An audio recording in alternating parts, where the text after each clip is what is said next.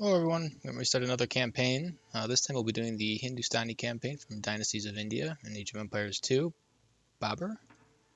This is Mission 1, Pearl of the East. Let's go ahead and get started. Allah gives and Allah takes.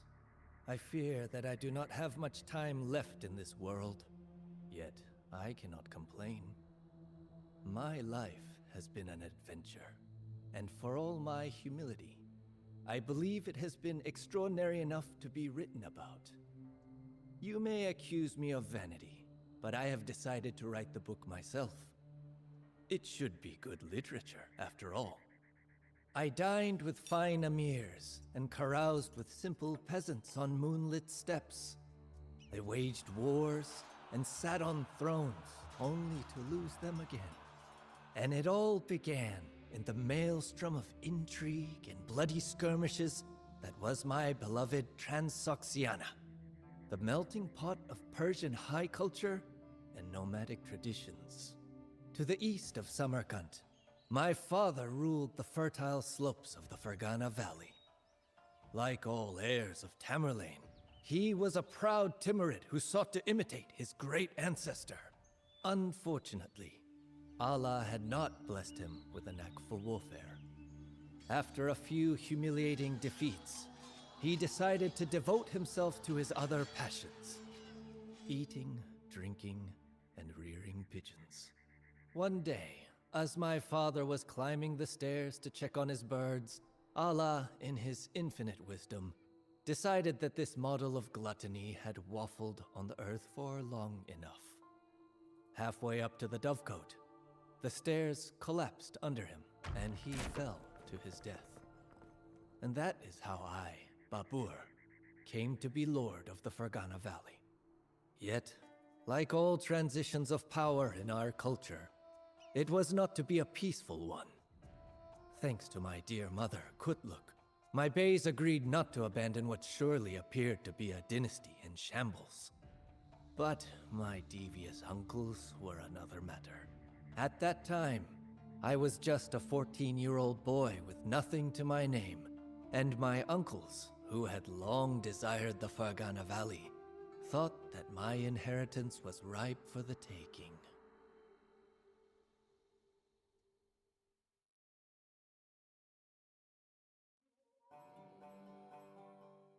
Hold off the enemy Timurids until morning breaks and the sun rises. The fortified tower in Babur's camp must not be destroyed.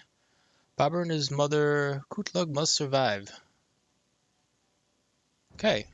Babur and his followers are restricted to a pop limit of 150. You can construct docks and siege workshops, but you do not yet have the means to train war vessels, gunpowder units, or trebuchets.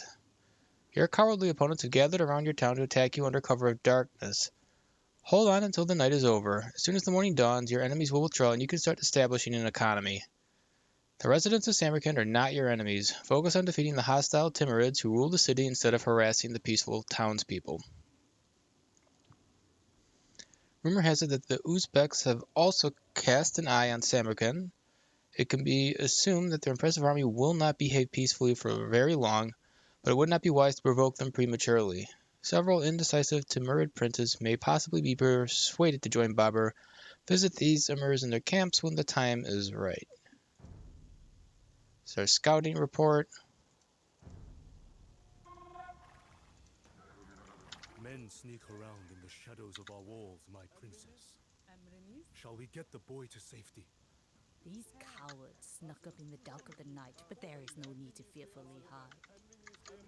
Hold our position until dawn, and the sun will reveal the faces of these scoundrels.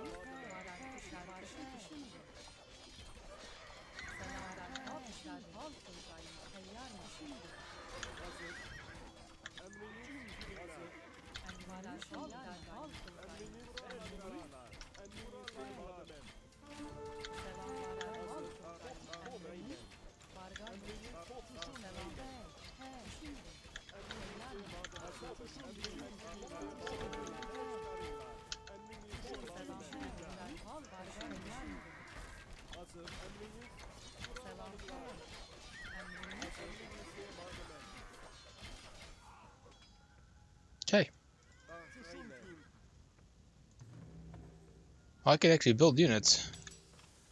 Oh, wow. Okay.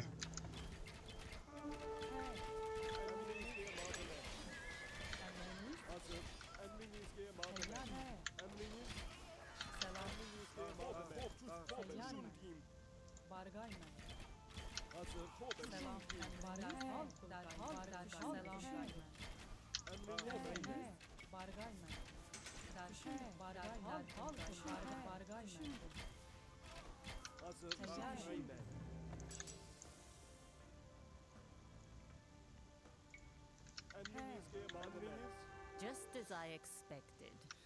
Some of your greedy uncles were among the attackers. They are not worthy of ruling glorious Samarkand. And since they failed to seize our homeland, we will now take theirs.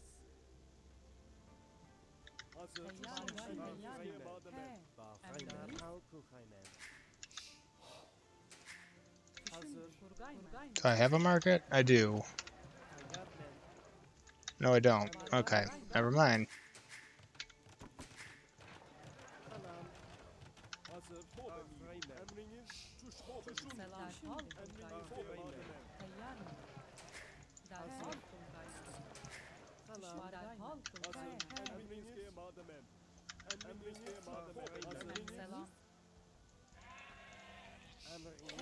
Much can be achieved if you trust in Allah and your own strength. But it cannot hurt to have loyal allies by your side. Seek out other emirs in the area who can be convinced to join our cause.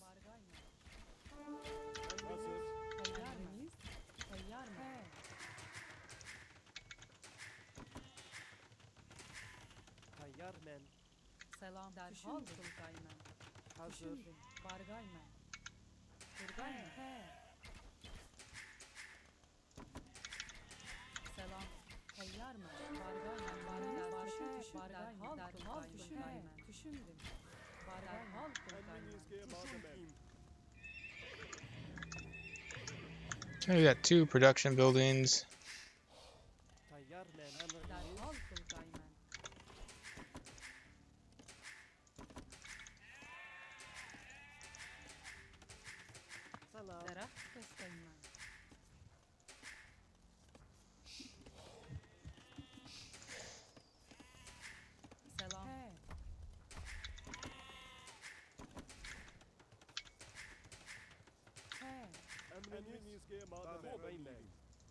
I think, yep, I can't do that.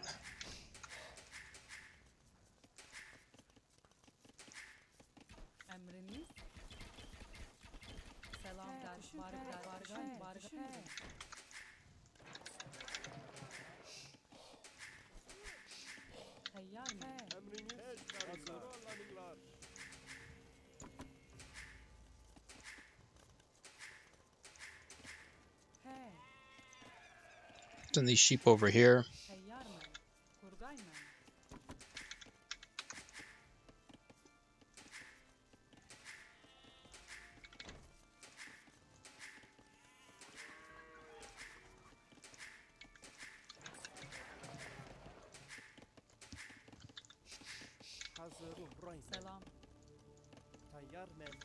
I'm worried about how much wood's going to be on those farms. That's a lot. I think we're actually good there. Probably at least got heavy plow, I would think.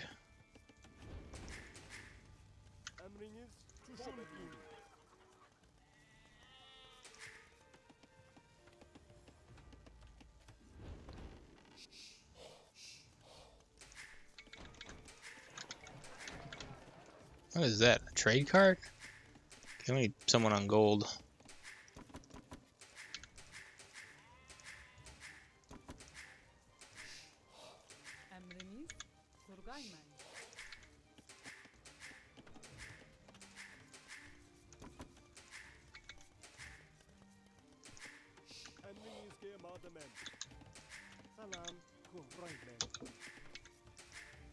Oh, we need yep, we need houses.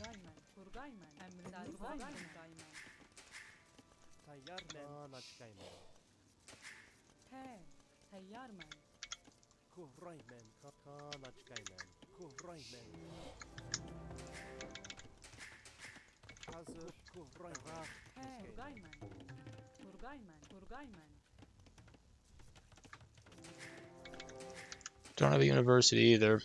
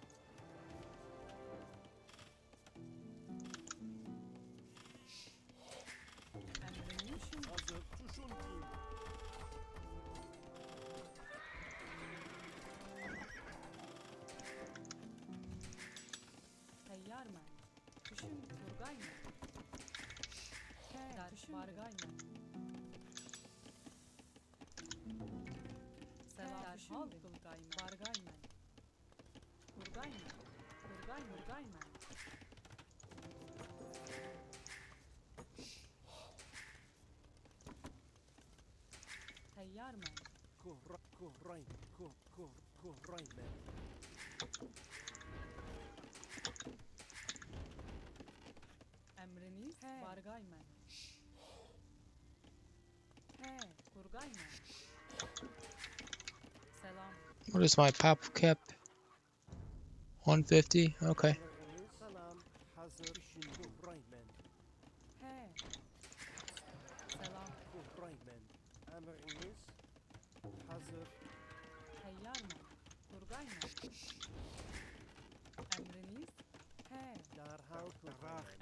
I need a lot of wood here.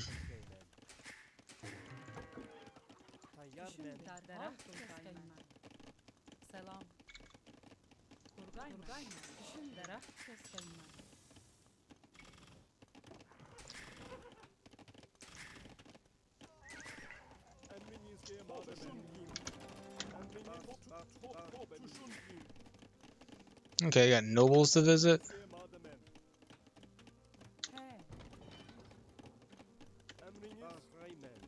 I just send one person in.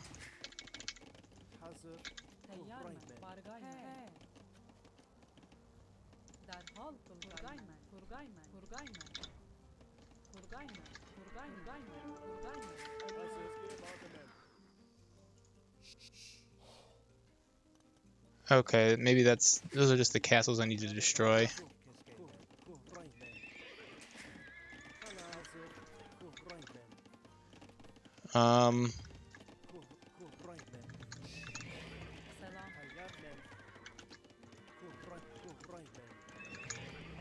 We get Keshiks?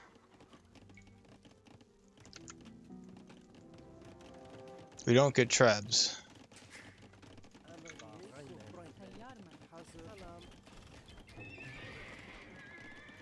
Okay, that's gonna be an interesting problem.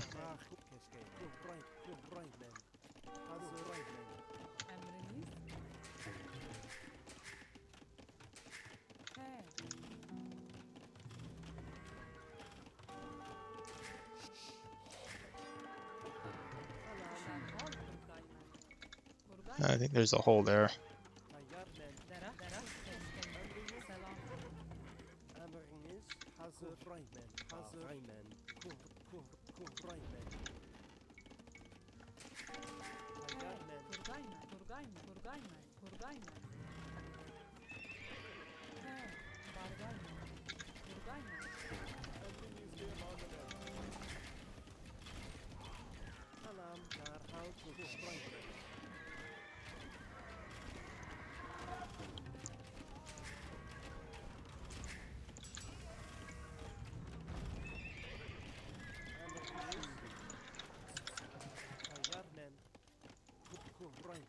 Looks like we're gonna need a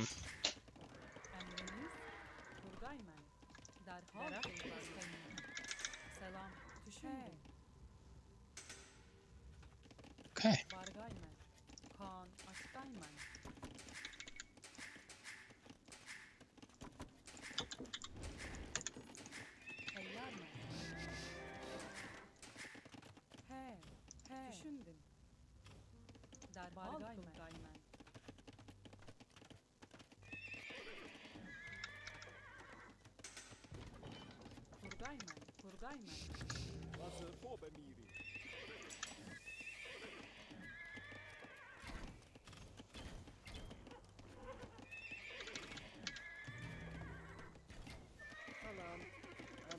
Hazır derhal kuraymen. Hazır.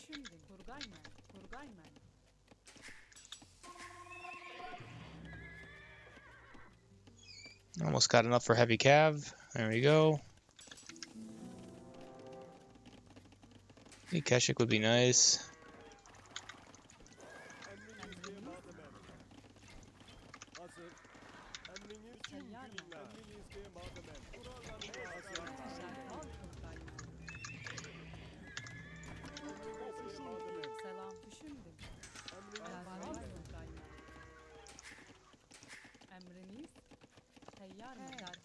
Never bought a barracks.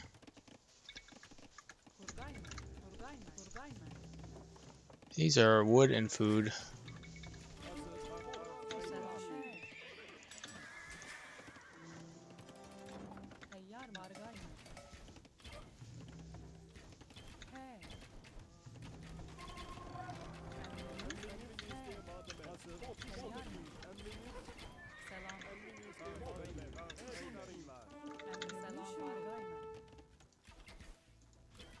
Okay, this guy's on a mission apparently.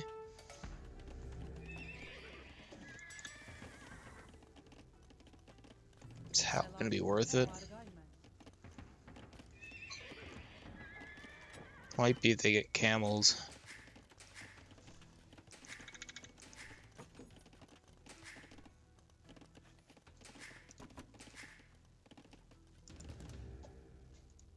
Alright, so if we're gonna have to deal with castles, we're gonna need rams.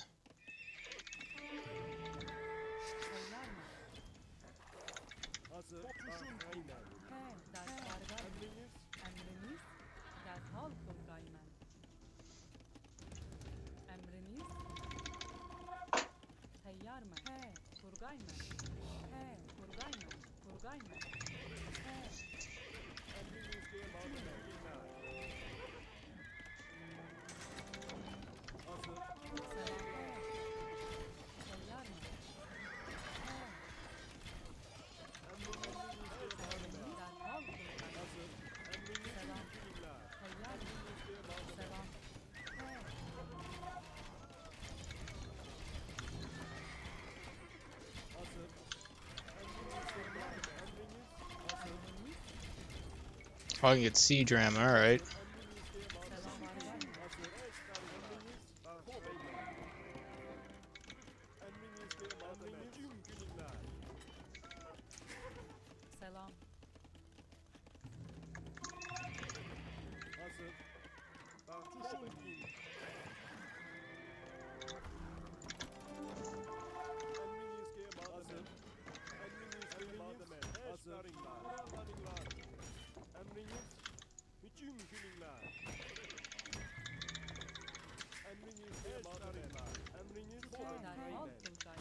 Oh, I forgot to get a monastery.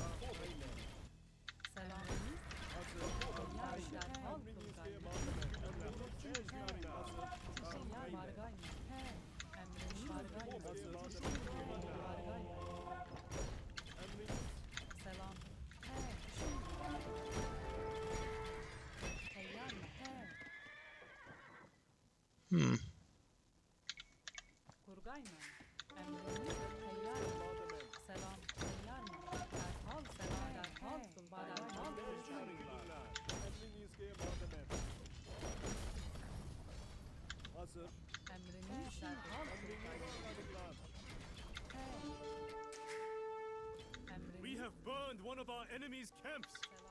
If we destroy the remaining ones, Samarkand will be under our control.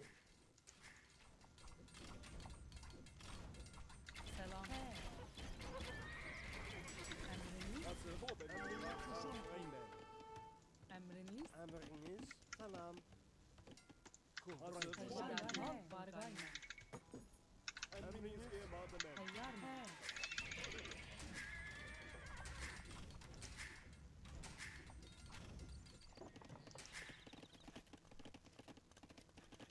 تیار من خان آشتای من Tayyar men. selam Hazır. Hazır. Emriniz Hazır. Raymen. selam derhal See what's going on this way. Emriniz.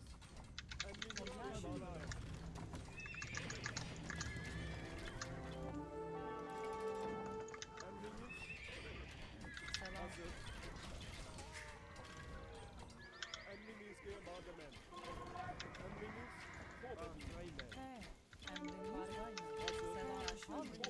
I don't want to fight them on the hill.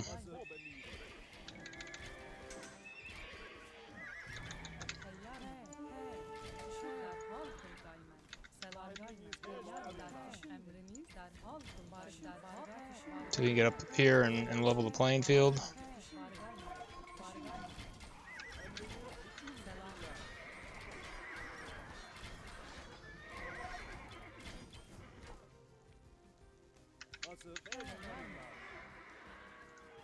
Guessing these are the nobles.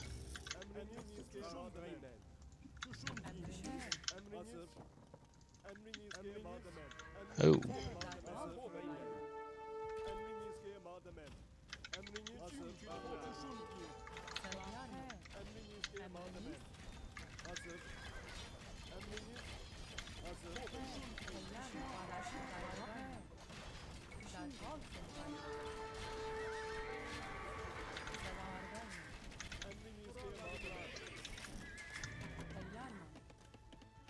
Emriniz. Salam.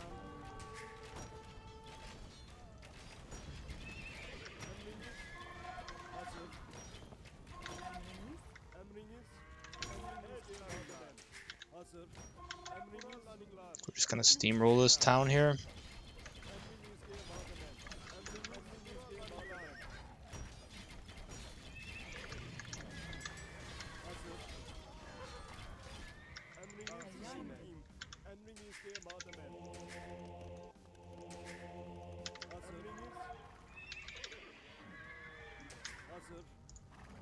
Let's see what's going on over there.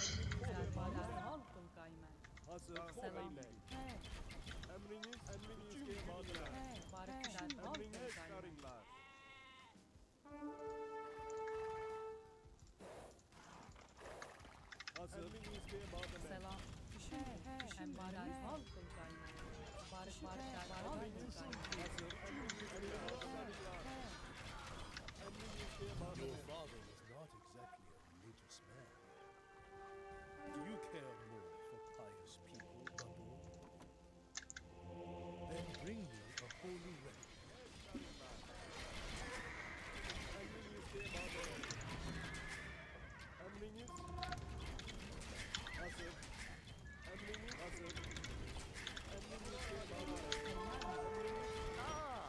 Babur, the young tiger with both Tamalane's and Temujin's blood in his veins.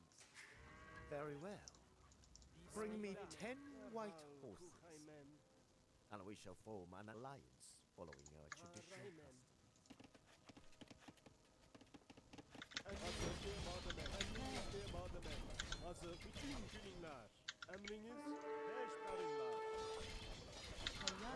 We have cornered these rats!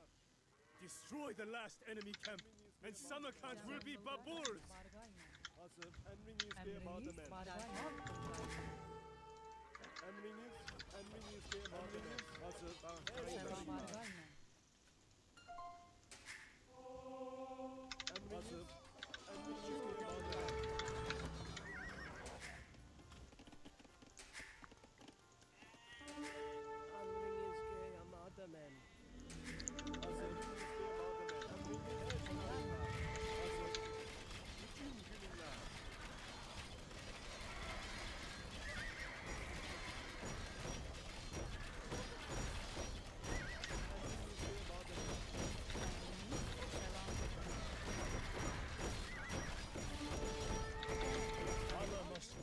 great if you manage to find this relic and bring it to me.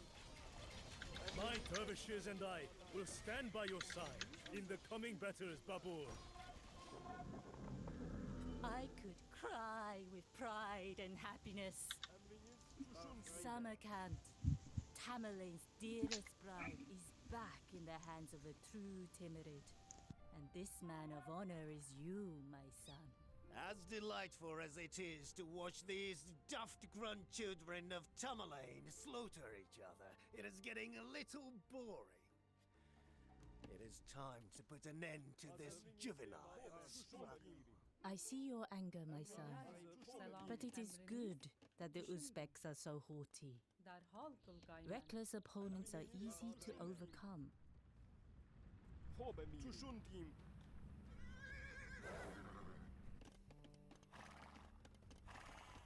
Hazır. Hazır. Düşündüm. Tayyar men. Kurgayman. Attack! Tear the claws off of the tiger kid. Hazır.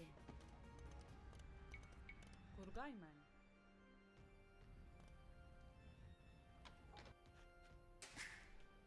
Hazır. Selam. Derhal Tulgayman. Selam. Hazır. Emriniz mademem.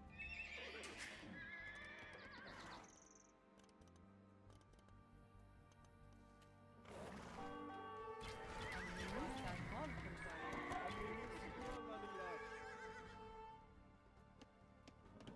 Hazır.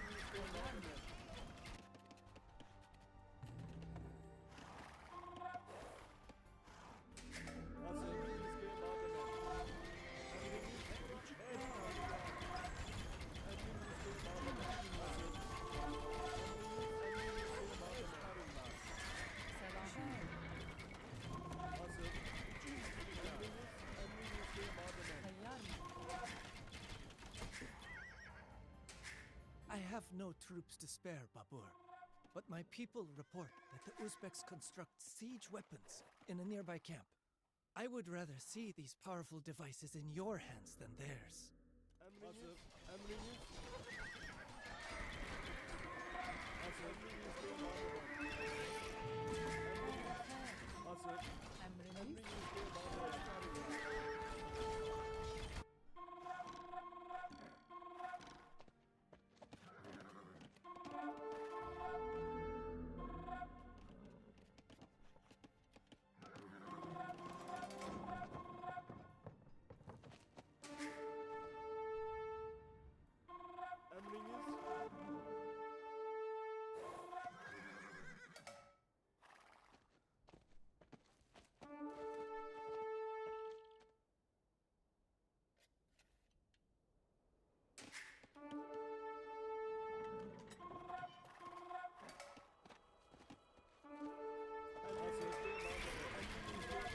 Derhal Tulgayman.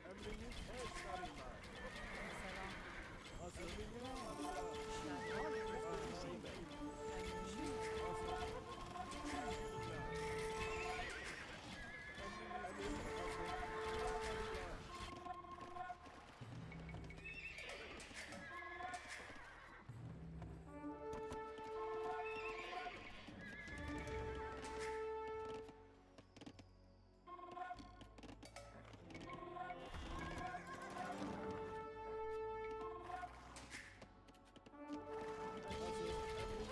That is indeed a pretty horse that you brought me. But its fur is brown, not white. Do not try to trick me, young man.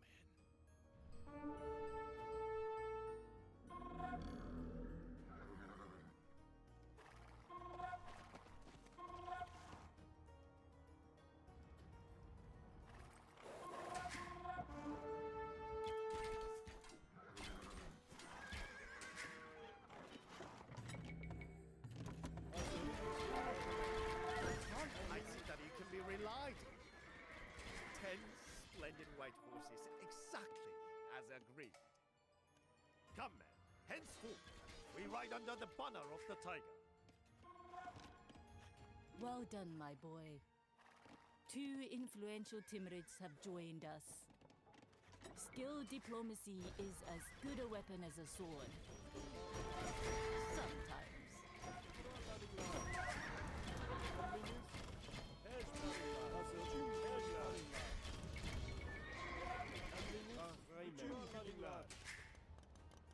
Hazır. Tayyar men.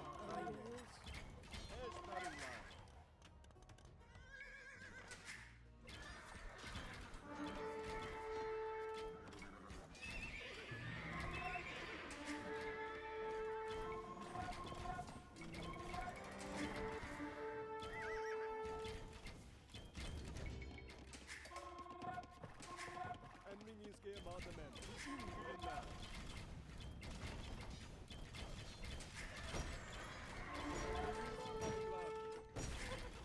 Emriniz gemademen. Hazır. Hücum bilinler.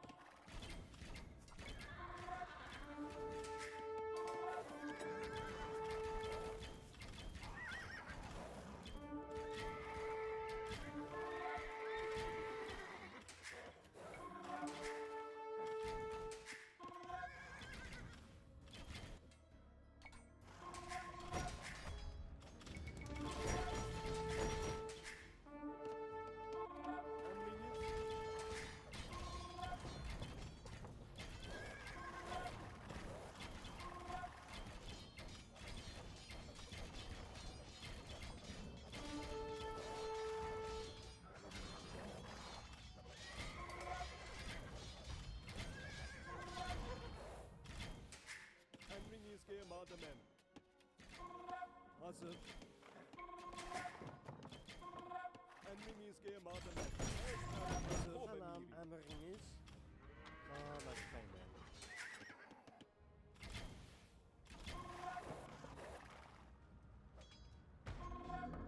Well done, Tiger. You will easily crush your devious uncles with these trebuchets.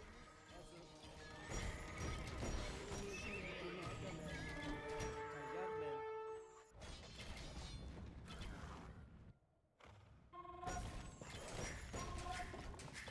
Selam. Emriniz? Bismillah. Dahal kukaymen. Bargayna.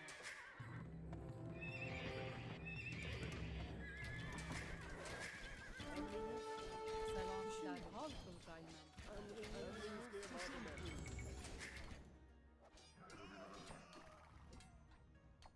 Emriniz gemademen. Hazır. Kurallarınlar. Emriniz. Emriniz? Bargayna. Teyyar mı? Hazır. Emriniz gemademen. Hazır. Hücum bilinler. Emriniz kopuşun in. Emriniz gemademen. Emriniz gemademen. Eşkarınlar.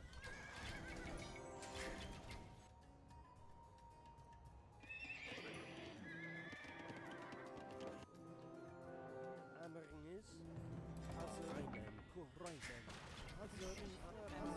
Derhal kılgaymen. Emriniz. Emriniz gemademen.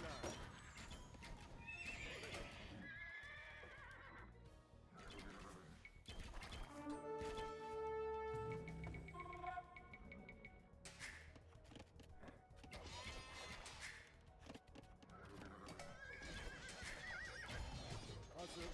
Kurallarınlar. Emriniz. Hazır. Emriniz. Emriniz gemademen. Emriniz. Kurallarınlar. Emriniz gemademen. Shavoni Khan's men are like blades of grass. Their own forms. Another. Hazır. Eşkarınlar.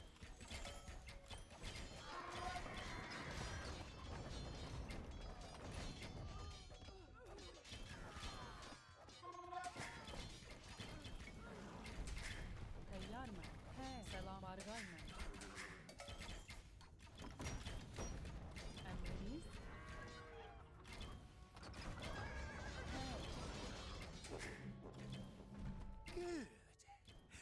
tiger has shown his clothes.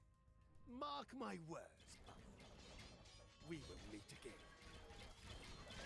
Hazır. Emrinizdeyim madem. Hazır. On a moonless autumn night, we overcame the walls of Samarkand. The city's merchants and dignitaries were thrilled to receive me and praised my sense of justice, as they had heard that I did not tolerate looting among my soldiers. Yet when Shaybani Khan returned in the spring and Uzbek soldiers blocked the trade routes, their enthusiasm quickly evaporated. Before long, a famine broke out in the city. As the weeks wore on, more and more of my men left Samarkand under the pretext that they might catch a few sheep outside of the walls. None of them were ever seen again. In the end, I realized that I had to gamble for my survival. With my last loyal followers, I snuck past the besiegers during the night and sped towards the Fergana Valley to procure provisions and reinforcements. When we reached the valley at dawn, 2 riders came bringing terrible news. In my absence, one of Shaybani's generals had made himself the new master of Fergana. I felt like my father must have when the stairs gave way under him. I had stretched my luck too thin and lost the land of my forefathers to the invaders.